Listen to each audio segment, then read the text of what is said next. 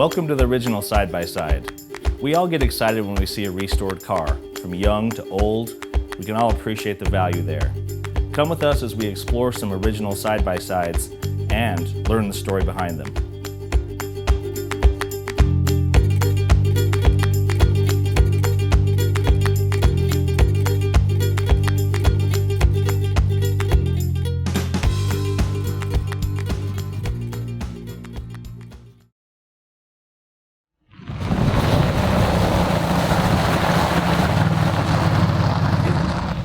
I'm Jody, and this is my original Side by Side.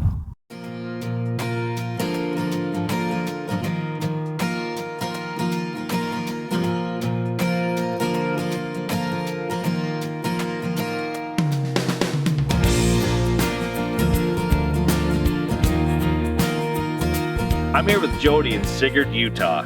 If you haven't been to Sigurd, you should come check it out. Sigurd is a step back in time, and as I'm visiting with Jody, we're gonna step back in time and talk about her Jeep. Jody, what year is this Jeep? The 1966 Kaiser, Willie. Can you tell us a story about it a little bit? My dad bought it from Dr. Stewart. He originally bought it from Whiting Motor. About when was it that it got restored? 94, 95, in that range. So it's looked like this since 94, 95? No, it was white. The scoop on it has been added.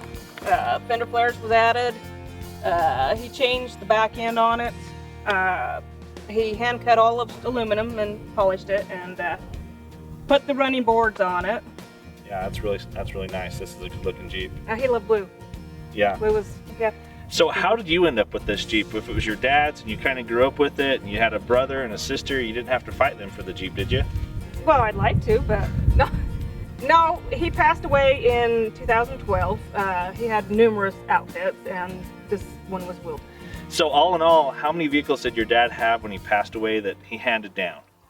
My brother got two, 64 Chevy pickup in mint condition, and the same year Jeep as this one. My sister got the Blazer, I think it was 73 or 4 Blazer, and a newer Jeep. And there's still one more Jeep up there, and the Monte Carlo. So your dad was kind of a car collector. Well, he was an auto body man. So he did all the work? He did all this. Everything? Everything. So did he do auto body for a living? Mm-hmm. Yes. How many years did he do that, actually? Work as auto body? 50 years. 50 years. I couldn't even tell you how many cars. I know he painted his first car and he hand brushed it with a paintbrush. So what year did he start in the auto body business? He started working for McKinley Chevrolet in 1949. Wow, so that's a long history. Okay. That's fantastic. Yeah. So how often do you drive the Jeep and where do you store it? Okay, well, I just drive it to car shows or I haul it now. Everybody says, well, are you gonna go get it dirty? I said, heck yes, I'm gonna get it dirty. He got it dirty. Good. I'm glad when people are using them. That's what makes it fun. Jody, when I first pulled up, I gotta admit, I saw this cooler. Can you tell us a little bit about this cooler? When my parents bought their house in Richville, it was in the garage, in the closet. My mom just, she was gonna get rid of it. I said, oh, no, you're not, and so I just thought it was fitting. It just kind of is the era of the Jeep. I think it's actually older than the Jeep, but. Yeah, I think it does. I think it's very fitting. It sets it off. It really does. Yeah. It just makes it look so classy. Yeah. Jody, what would it take to get a ride in this Jeep? Hop on in. All right, let's do it. All right.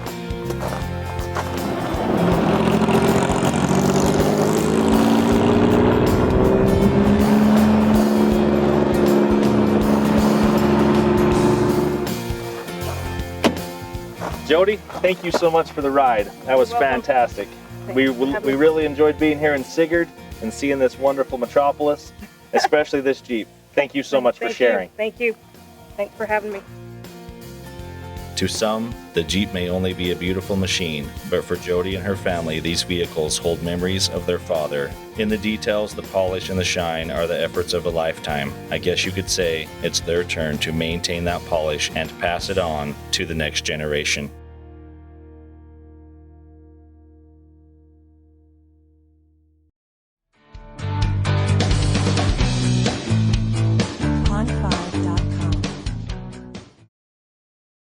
Envision a college experience where you are not just another student, but a priority. A place where you are inspired to be more, where your learning experience is elevated with opportunities and a clear path to success. Now imagine getting this education without breaking the bank. You can have a quality education that is affordable. This is Snow College. Your journey begins now at snow.edu.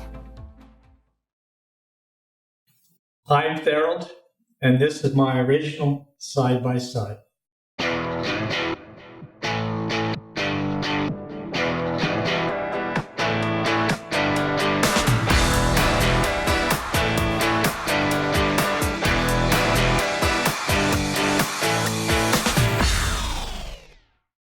Tharold, tell us about this Corvette. Okay, this is a 50th anniversary special production Corvette. It was produced to celebrate and begin the year-long celebration of 50th anniversary of Corvette production. The first Corvette was produced in 1953, and only 300 cars were produced. Each Corvette generation, instead of going by the year number, they go by the generation of the vet. This Corvette is generation number 5. And General Motors decided that they would celebrate the 50th anniversary of Corvette production by having a year-long celebration. The celebration started at the Indy 500 on May 26, 2002.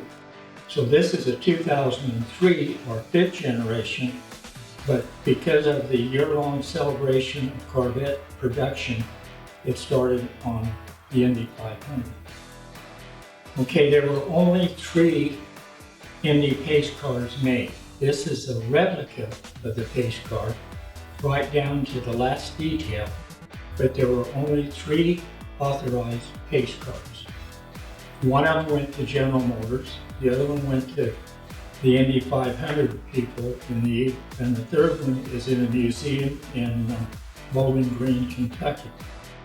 Now this is an authorized reproduction of that car. Wow. As a dealer incentive.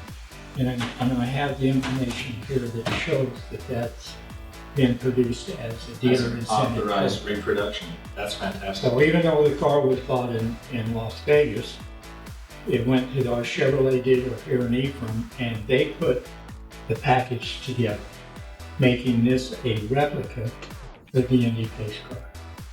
That's fantastic. How long have you been the owner of this car?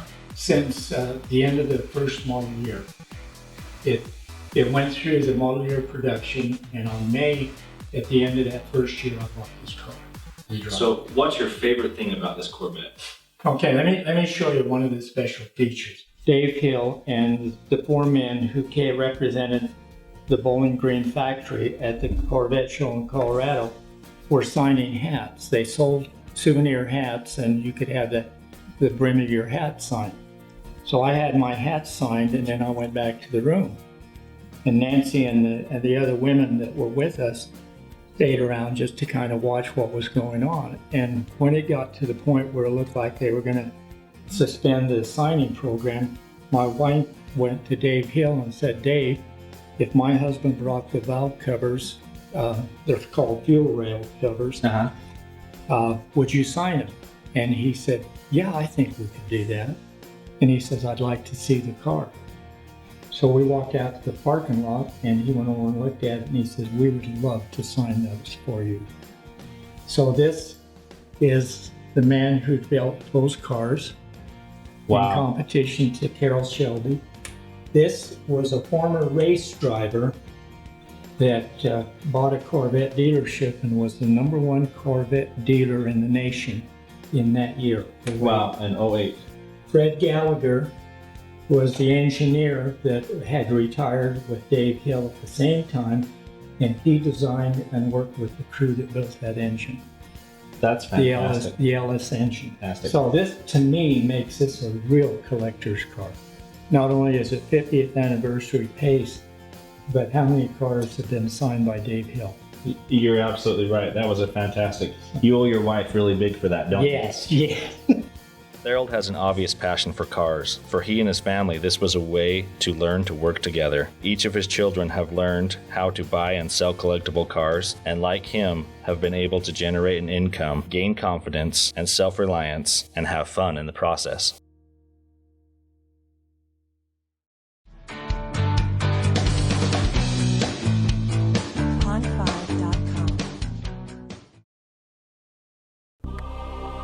They are everywhere.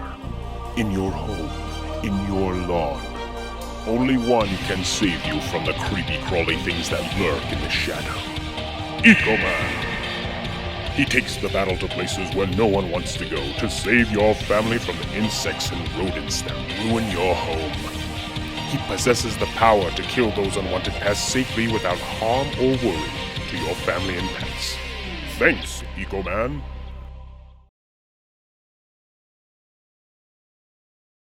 I'm Murray, and this is my original side-by-side 2.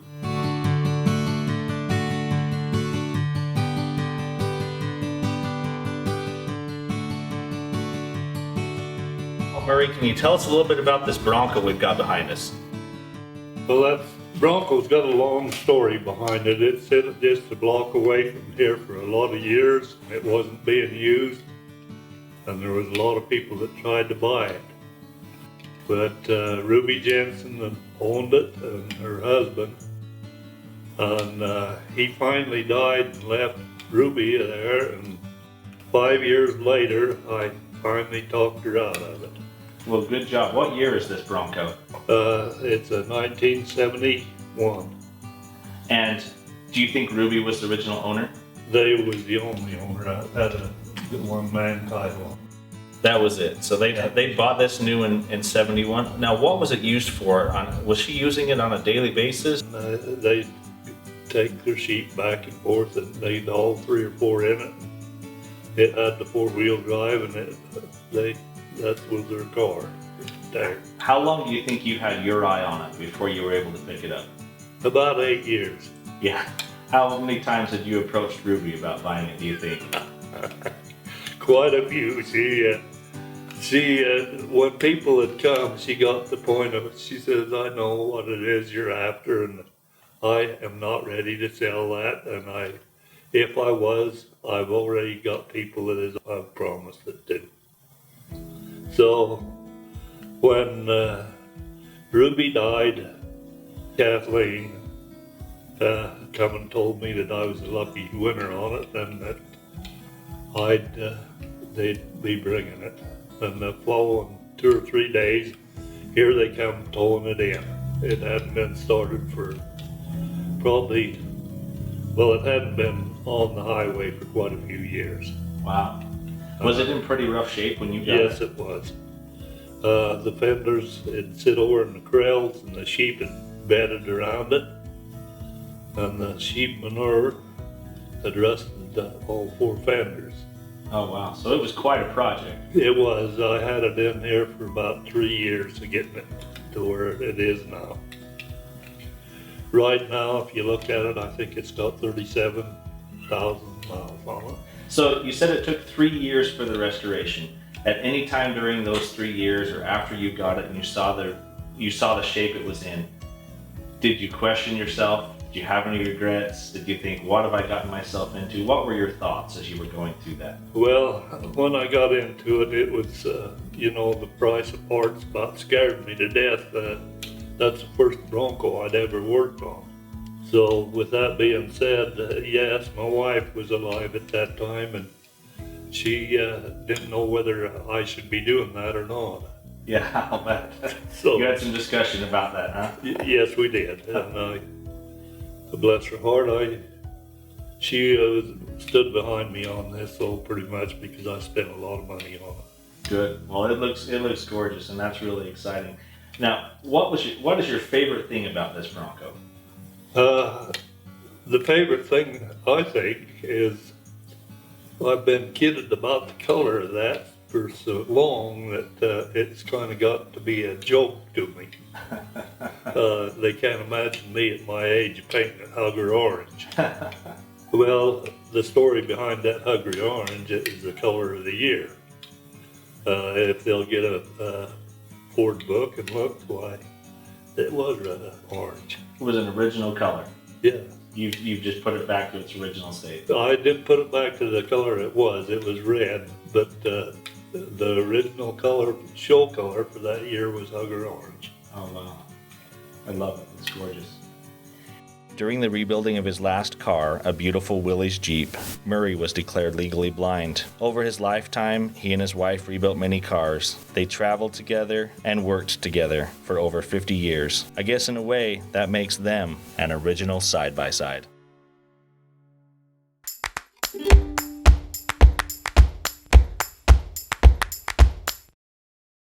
Envision a college experience where you are not just another student, but a priority. A place where you are inspired to be more, where your learning experience is elevated with opportunities and a clear path to success. Now imagine getting this education without breaking the bank. You can have a quality education that is affordable. This is Snow College. Your journey begins now at snow.edu. They are everywhere. In your home, in your lawn. Only one can save you from the creepy crawly things that lurk in the shadow. Eco-Man. He takes the battle to places where no one wants to go to save your family from the insects and rodents that ruin your home. He possesses the power to kill those unwanted pests safely without harm or worry to your family and pets. Thanks, Eco-Man.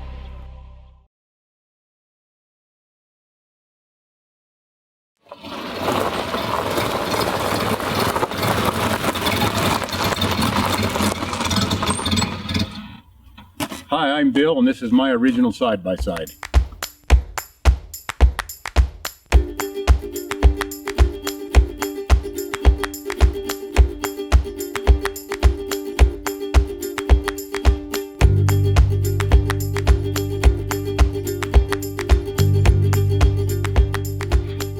We're here with Bill Thompson to talk about this awesome car that he's put together. Give us a little history about this car, Bill. Well, it goes back to 1961 when I was a paper boy in Orem. I was riding my bike with my papers up 8th North on Canyon Road in Orem, and I spotted this car for sale. And I'd always been just enthralled with old cars and always wanted one, but I was only 15, so I couldn't wait to get home and tell Dad particularly about this car I'd found, because he'd had Model A's and told me about it. That's the age that most people get excited about cars, 15. That's right. I've been putting together model cars for years. So I got home and told Dad about it, and he says, well, we'll talk to Mom. And it took a week or so to convince her, but so finally we went to get it, and it was gone. It had been for sale for $100. Oh no. Well, it turned out a good friend of mine down the street had bought it, and they'd been told, he and his brother, that if they didn't sell it by a certain date, that they could have it for $85. So I helped them get it running, and after a couple of weeks they lost interest and sold it to me for $85. So that's when things really started. We got it up to my house and started doing a little body work and pulled the engine out of it to get another engine. It was barely running, but it turned out it had a cracked block, and so we had to find another engine for it. And so even at the age of 15, you were able to get the car running, even with a cracked block. And was that your first experience in working on cars? Cars, yes. I had a 49 Cushman motor scooter that I'd worked on. So it was another year before I got this, and then I really got started in mechanicking. Yeah. Great. And when did you get it to this stage? Well, 4 years ago, I decided after sitting here in Manti in a shed for so many years, it was only 10 by 16, but it was enough space that I could hoist the body up, and eventually I stripped the frame clear down to nothing and took the frame up to Linden where it was sandblasted and powder coated, and had the wheels done at that time also. And then I cleaned up the axles and all the other parts and painted them and put everything back together out there. So at any point during this, did you ever have any doubt? Did you ever think this isn't worth it as you're putting all that labor into something like that? Did you ever have any doubts? Well, I didn't really have any doubt. There were times where I wondered if I could do it and I was going to need more help. And I did on the bodywork. I didn't do the bodywork, but I always knew I was going to do it. It ended up taking longer than I anticipated and cost a whole lot more than I thought it was going to cost. Yeah. But I took the body apart in pieces. I put the axles and springs and all of the brake rods and things like that back on the chassis. And then I had bought another motor by then that I found, and I put a sheet of plywood on the frame, and I had a little device that I built on the frame just with a little 1.5 gallon gas tank on it. And then I had a little piece of metal that I could attach the coil and the amp gauge and a switch to turn it on and off. So I had it all wired up, and I could drive it around the block here with just the frame to make sure everything was working. So you knew at that point the motor and the transmission were working okay. And then I found out the transmission was knocking real bad in high gear. Ended up pulling it back out and having it rebuilt. So then I decided, well, okay, I got this about ready to go. It's time to take the body up. So I took the fenders up first and splash aprons here, and took all those parts up there, and they started working on those. And I took the doors off. So these are still all the original parts that came with this car in 1929. So through all of this, at what point did you decide this is finally happening? This is coming together? When I saw the first fender polished out, I thought, man, that is so beautiful. I can't wait to start getting more parts done. This is the color the car was born with. It's called Andalusite blue, but there were only 4 color choices on this car in 1929. So when I saw that blue for the first time, I knew I'd made the right choice of going back to the original color. I really, really liked that dark blue. So hey Bill, any chance we can hear this thing run? Maybe go for a ride? Absolutely.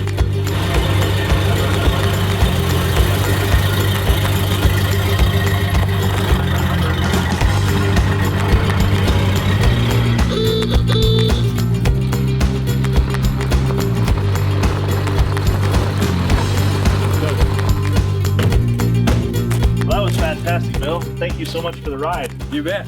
My pleasure. This is a pretty impressive car Bill Thompson's put together here. The ride was fantastic. Sometimes when we see a finished car such as Bill's, we may not realize the time, effort, and dedication it takes to restore a thing of beauty. This car represents over 50 years of effort and commitment on the part of Bill and his family to make what is now a family treasure. And it was the car he drove with his wife on their very first date.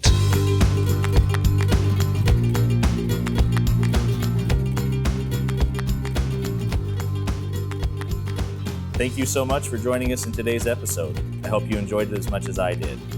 If you or someone you know has an original side-by-side or a restored car and would like to share your story, please contact us at the information below. I look forward to seeing you at the next original side-by-side.